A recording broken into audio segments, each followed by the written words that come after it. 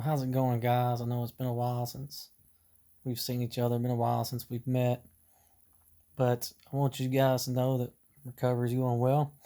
Went to the doctor today, got a really good report that everything's healing up like it's supposed to.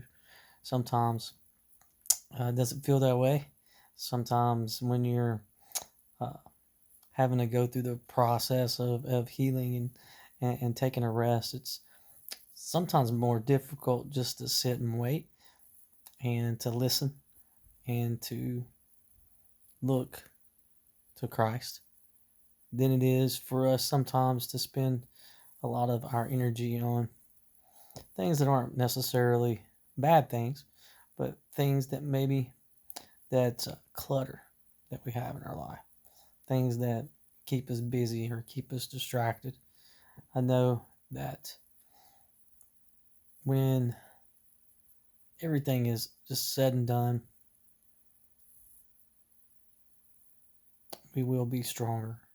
We will be better. I know sometimes we don't see that. All of the pain that I'm experienced. I move like a 90-year-old man sometimes, and that's a not healthy 90-year-old man. All I can do is really sleep and eat, and I guess I'm more like a cat.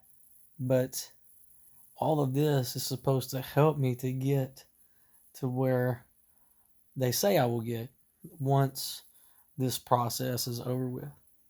But while going through the healing process and going through the pain that I'm experiencing, sometimes I don't see that.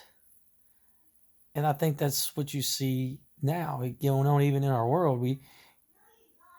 We are experiencing something that's unprecedented in our time. We're having businesses shut down. People aren't able to go to work. Kids aren't able to go to school. People are being quarantined into their houses and being asked to do so. We've never seen anything like this.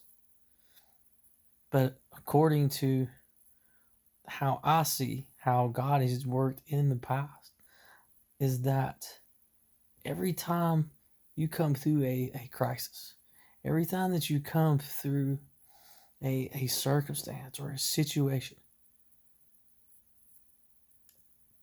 and we focus on Him and we see who He is and what He has done in the midst of that circumstance, in the midst of that situation.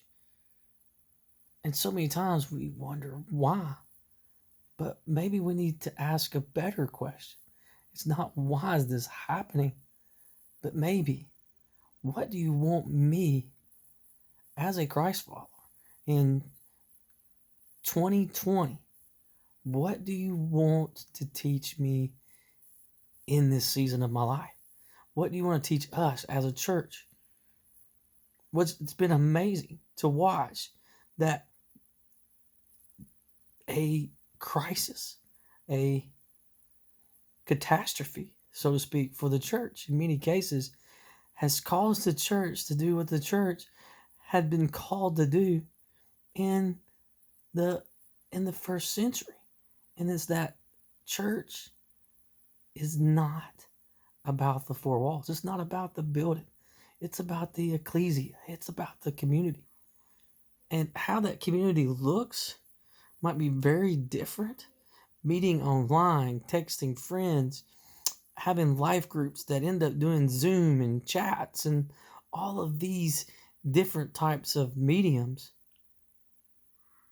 Is it still not church? Where one or two are gathered in His name, He is there in their midst. Do we not think that in 2020 that God can move even while we're meeting online, while we're doing FaceTime, Facebook, Instagram, Insta stories, however it is that we have decided to meet as a community, or however we have decided to meet as a group of believers. I'm know that this process is not easy. Just as the process of me sitting in my recliner, although it sounds like, oh man, I can't do nothing but sit in my recliner and I can watch old Netflix Chuck Norris movies. At some point in time, the healing is going to take place. I'm going to be back to 100%. And it is going to be time for me to get back up. And it's going to be time for me to get back out there. And if I do what I'm supposed to do during my time of rest, then when it is time for me to get back in the game, when it's time for me to get back into doing what I'm supposed to do, I will be more prepared. I love you. I can't wait to see everyone again. I'd love for you to give me a comment. Let me know how you're doing. And I cannot wait for this Sunday as we meet together as an online church, Lebanon campus and Watertown campus at 9 a.m. We'll be doing a live stream. It's also going to be available on YouTube. My main man, Trevor, is going to be leading worship. I think you don't want to miss it. I love you. I love you, Bridge family. I love you, my friends and family. And I cannot wait to see some of you guys, what God is stirring in your hearts through this time of having to be still, what He's going to be doing. I think we need to hold on to our hat because I believe something big is about to take place.